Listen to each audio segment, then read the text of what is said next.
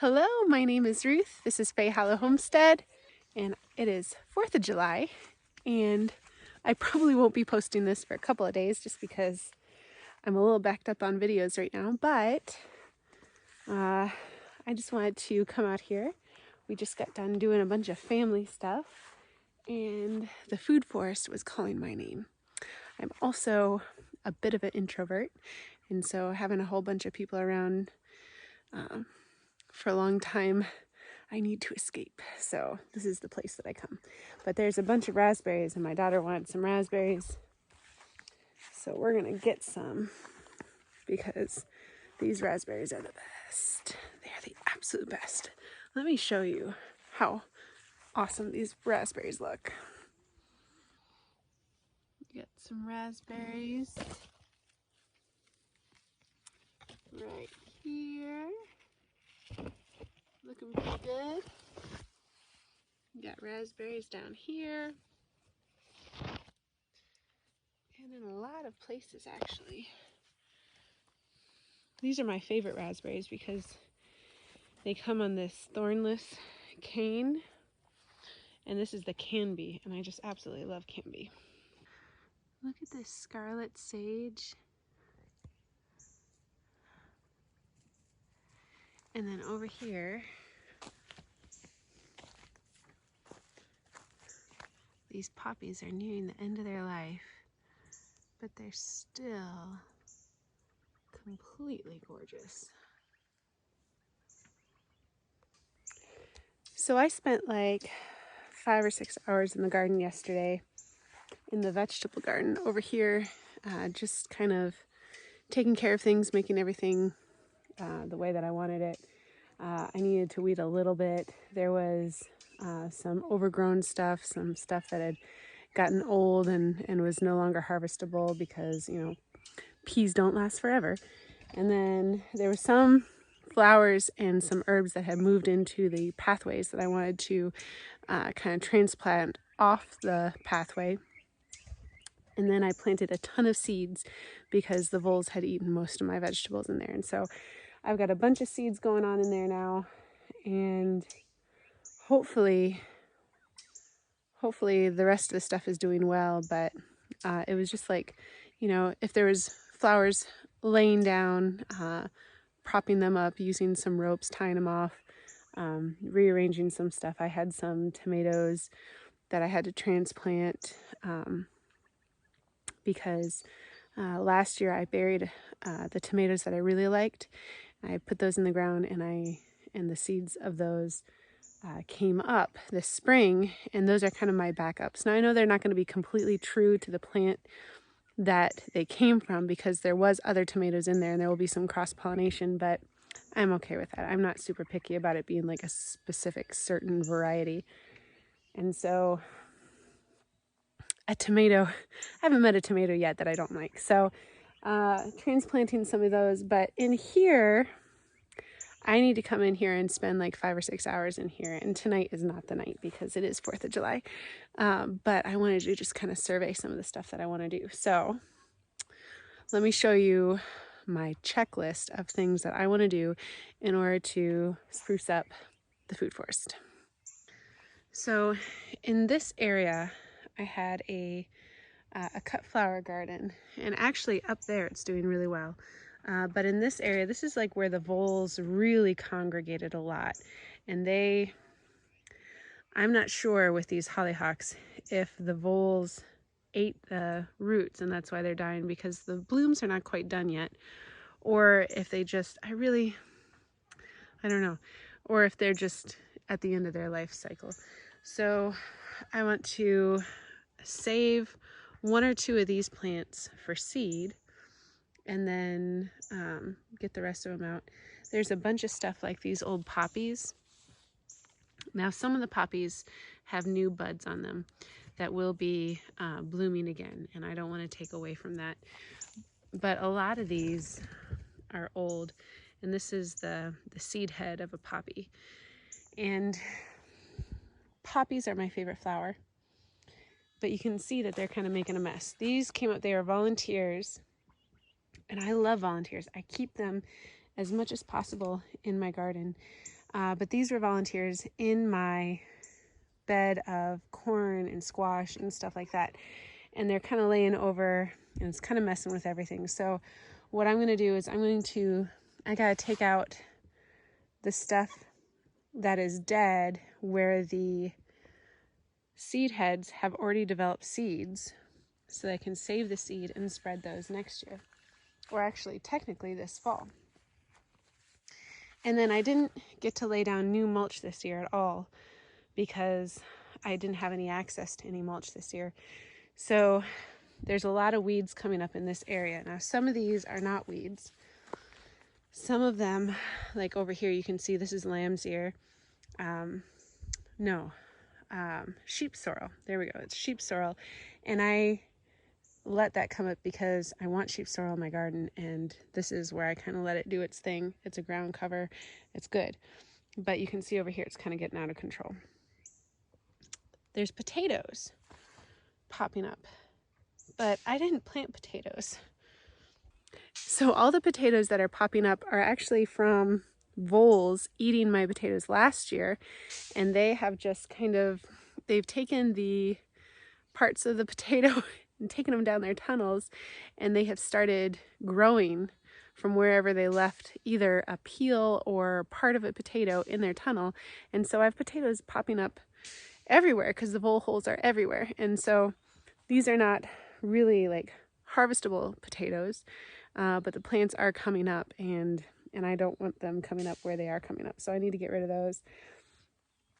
Some of these flowers, like the yellow ones, they're still blooming and they're doing really well. But I want to just kind of like prop them up a little bit so they're not falling into the pathway. I want to be able to walk through here a little bit more because this is where I'm harvesting my annuals. So this is my corn, my squash, my garlic, stuff like that. In other places, I'm not so concerned about being able to walk everywhere. Like here, I don't need to walk there. My strawberries are done. The yarrow is doing its thing. Now I may kind of cut back the yarrow just a little bit, but I don't want to cut back too much because we're getting close to dearth for the honeybees. But I really don't think that dearth is going to be a problem for us because we have so many flowers. So many flowers. And there's flowers getting ready to bloom. There's flowers at the end of bloom. I mean, we have just like this continuous cycle of flowers. I am fine getting rid of some of these bachelor buttons because they literally pop up everywhere. And I did not plant any of these, but they are kind of getting in the way of my squash growing. But I really just need to get rid of the potatoes. It'll be interesting to see the small little bit of potatoes that are actually coming up. You can see I weeded earlier, and I got to get rid of the weeds that are in the pathway. I want to get rid of, I need a weed whack in here. I'd like to tie up the asparagus. It's getting tall. Oh, aren't these just gorgeous? You see these like oh, black-eyed Susans smell really good. They smell really, really good. And look at this echinacea. Do you see that? Like, how pretty is that? We're getting into that echinacea. I hear my kids, they're starting to do the poppers though. So I gotta hurry up and get in there. Now, this is wild carrot. And some people know it as Queen Anne's lace. And it's got to be one of the prettiest flowers that I know, but I have so much yarrow back here that I want to get rid of some of this. I want to get rid of some of the yarrow because I have some trees, some fruit trees growing back here and some fruit bushes that I want to give some light to so that they can get more established and get bigger. I do have to show off this red monarda. This is just gorgeous. Like, look at how big this is. I mean, this is almost as big as my palm, and it smells, oh, it smells so good. It smells so good. I'm really excited. I've got, the oats are getting ready to drop their seed. I want oats to be kind of growing everywhere in here too. I'm really like trying to get a lot of seed this year, trying to spread that around so that everything can kind of spread, and I can have a multi. This is, so I say like a polyculture. And this is very obviously already a polyculture. This is not a monoculture garden whatsoever. But I do like have the asparagus here, and I do have the red monarda here. And, you know, the woad is right here, and the purple monarda is over there. You know, it's a little bit more separated than I'd like for it to be. I like for it to be a little bit more organic. So I'm trying to get those seeds saved. Radishes, I want radishes popping up everywhere so I can have radish growing next year without me having to plant it. Oh, let me show you this marigold real quick. Isn't that beautiful? Isn't that absolutely gorgeous? Oh my goodness. I love that. And I'm getting seed off the milkweed. I've got some more milkweed popping up throughout here as well, so that's really good. I've got a huge tree of heaven right there that I gotta get out. Look at that beautiful milkweed right there. You see it popping up? And there's some more back there.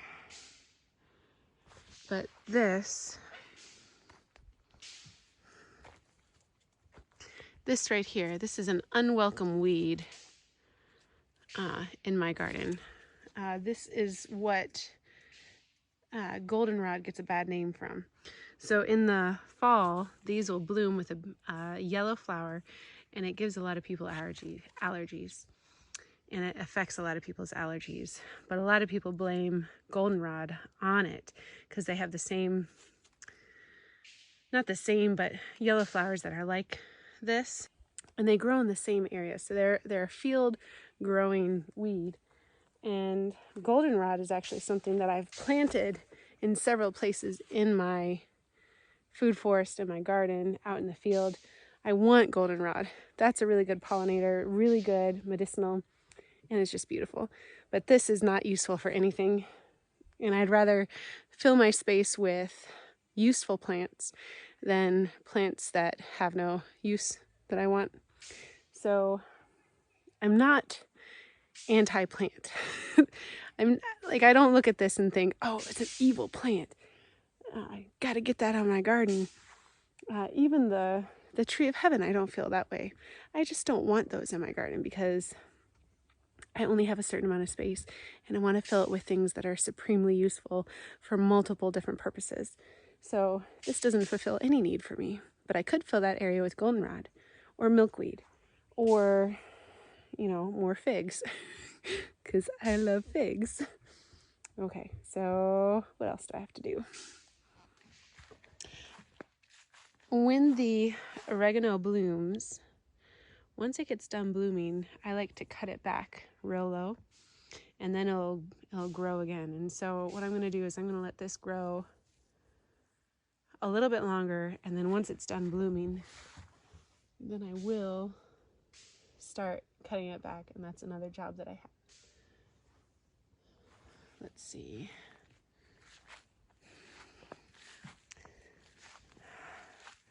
Oh my goodness. Okay, so this is literally the first time that I've seen this.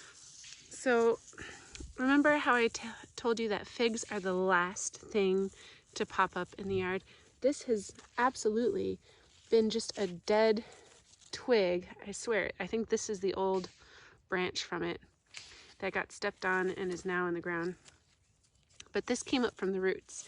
And so figs are the last thing to grow and pop up. This one came up early this year because this was a 2-year-old fig already. This I just planted last year, and I didn't expect it to pop forward yet. I mean, it's July, and this is the first time I've seen it. So this is a really big deal that this is coming up. I have not seen this Celeste fig come up yet, but it will. I have strong faith that it will. And And if it's late, that's okay. I'm not expecting a harvest off of this year. I might not even get a harvest off of this next year, but the year after that, that's what I'm looking for. Look at this. Ground cherries.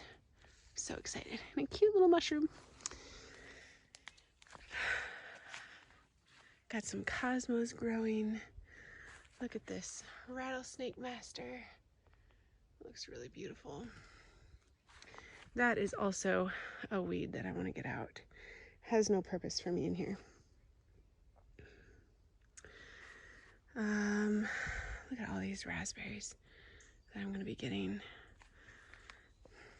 Okay, so I did go through here the other day and kind of cleaned out the pathway. My elderberry tree is doing really well. My other elderberry tree is doing really well too. But I got rid of a lot of canes, and these have the really big sharp spikes on them. So I got to figure out a way to get these out without killing myself. But I did want to show you something. Look at this over here. I'm so excited. Look at this is my Schisandra vine, and it's growing a vine out, and it's grabbing onto the fence and starting to grow up it. This is a slow growing vine, and this is its 3rd year in, and it's finally starting to shoot out some stuff. I'm so excited. So excited. Okay, so other things I gotta do. There's some weeding. I wanna prune my grapes a little bit and pin those back. The more sun that I can get on these grape clusters, the healthier they'll be. I'm also ready to cut these back now and lay the seed heads down in a place that I don't mind rhubarb coming up or self-seeding. And I just want to kind of fill in all the gaps with annuals. So I'm going to be coming in with rutabaga seeds, anything that I want to harvest in the fall. And I'm going to start planting those, especially in here. I got to come around here and kind of prop these flowers up so that more can see the light of day. What else do I need to do? Look at these peanuts. The peanuts are doing really well. I mean, they're really starting to grow a lot.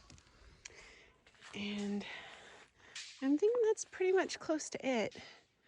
I want to knock off some more peaches off this peach tree because there's a bunch growing inside the chicken enclosure area that I want to take off. But other than that, I think we're doing good. Maybe train some of these vines from the kiwis. Do you see how big these kiwis vines are getting? I mean, they're starting to hang down even now. They're getting so heavy and big. So that's what I'm looking at. Tomorrow is going to be a really big day and a really fun day because I just love coming in here and puttering. Puttering in the garden is my favorite thing. I don't necessarily like planting seeds, but I do it because I enjoy harvesting. Actually, I just enjoy watching it grow most. That's my favorite part, is just watching it grow. But that's what's on the agenda for tomorrow. I hope you guys are having an absolutely wonderful 4th of July. I know that you're not going to get this until a couple of days from now, so it'll be late, but either way, I hope it was wonderful for you. I'm excited to go. We're going to start setting off some sparklers and some pops and stuff like that. I hope you guys have a great night. Hit that like, notification, subscription, all those things. That would really help me out a lot. And I hope you have a great night and stay blessed.